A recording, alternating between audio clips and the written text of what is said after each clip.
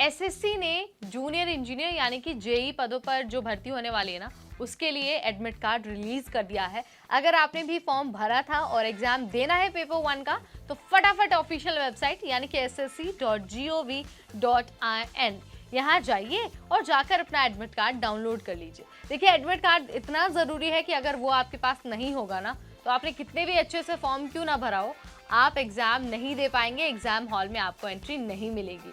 तो आपको ना जल्दी जल्दी वेबसाइट पर जाकर अपना एडमिट कार्ड डाउनलोड करना है। तो क्योंकि पेपर होने वाला है, तो ऐसे में बहुत ज़रूरी है कि पेपर पैटर्न के बारे में आपको एक बार याद दिला दिया जाए, ताकि आपके मन में अगर कोई कंफ्यूजन है ना, या फिर आप कुछ और ही समझकर सोचकर बैठे हैं, तो वो चीज़ें आपके माइंड से क्लियर हो जाए। और साथ ही आपको इस बात का भी आइडिया होना चाहिए कि आपके जो परफॉर्मेंस है ना, वो कैसे जज की जाएगी, यानी कि मार्किंग स्कीम क्या होने वाला है। तो चलिए आपको फटाफट से ना याद दिला देते हैं, ताकि अगर आपकी कोई तैयारी में कमी रह गई है तो आप उस कमी को पूरा कर लें।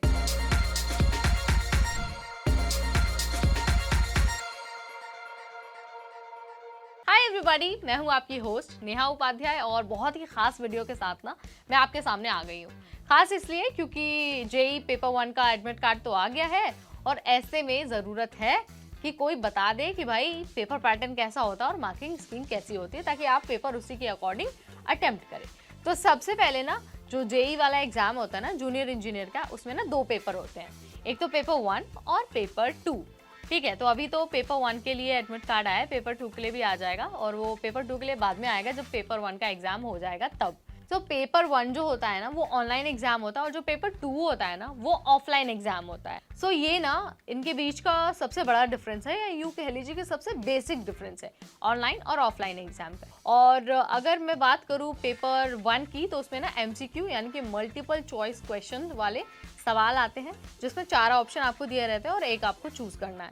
जबकि जो पेपर 2 है ना, उसमें ऐसा नहीं है, वो डिस्क्रिप्टिव पेपर होता है, उसमें आपको लिखना होता है। ठीक है, सो अगर मैं सब्जेक्ट की बात करूँ, तो पेपर 1 में जनरल इंटेलिजेंस एंड रीजनिंग के से सवाल पूछे जाते हैं। इसके अलावा general awareness and general engineering से सवाल पूछे जाते हैं, और साथ ही स्ट्रक्चरल, इलेक्ट्रिकल और मैकेनिकल से भी सवाल पूछे जाते हैं। क्वेश्चन पेपर सॉल्व करने के लिए आपको 2 घंटे का टाइम दिया जाता है। जो नंबर ऑफ क्वेश्चंस होते हैं ना, वो 200 होते हैं, और साथ ही जो टोटल मार्क्स होते हैं ना, वो भी 200 होते हैं, यानी कि 1 मार्क फॉर ईच क्वेश्चन। और अगर मैं लैंग्वेज की बात करूँ, तो इंग्लिश और हिंदी दोनों में जो क्वेश्चन पेपर है वो मौजूद होता है। ठीक, अब मैं बात करती हूँ पेपर 2 यानी कि ऑफलाइन वाले एग्जाम के बारे में। उसमें ना क्या होता है कि पेन पेपर पे बेस्ड होता है वो एग्जाम। उसमें ना जनरल इंजीनियरिंग से सवाल पूछे जाते हैं। ठीक है, और जो सवाल होते हैं वो डिस्क्रिप्टिव होते हैं, यानी कि आपको लिखना होता है। सिमिलरली इसमें भी 2 घंटे का टाइम मिलता है। ठीक है, इसमें नंबर ऑफ क्वेश्चंस नहीं होते, बट अगर टोटल मार्क्स की बात हो तो 300 नंबर का ये पेपर होता है, और पेपर 2 वही दे पाते हैं जो पेपर 1 क्लियर करते हैं। आपको इस बात का भी बहुत अच्छे से ध्यान रखना है। अगर मैं मार्किंग स्कीम की बात करूँ, तो पेपर 1 यानी कि ऑनलाइन वाले एग्जाम में ना नेगेटिव मार्किंग होती है। आपको 0.25 मार्क्स डिडक्ट कर लिया जाएगा हर रॉन्ग आंसर के लिए, तो आपको इस बात का ध्यान रखना है। और साथ ही for every correct answer you will be awarded with 1 mark. ठीक है, यानी कि हर सही जवाब के लिए आपको 1 नंबर मिलेगा, और हर गलत आंसर के लिए आपको 0.25 जो मार्क्स है ना, वो डिडक्ट कर लिए जाएंगे। ये पेपर 1 का मार्किंग स्कीम है। उसके बाद आगे बढ़ते हैं और बात कर लेते हैं पेपर 2 की मार्किंग स्कीम के बारे में।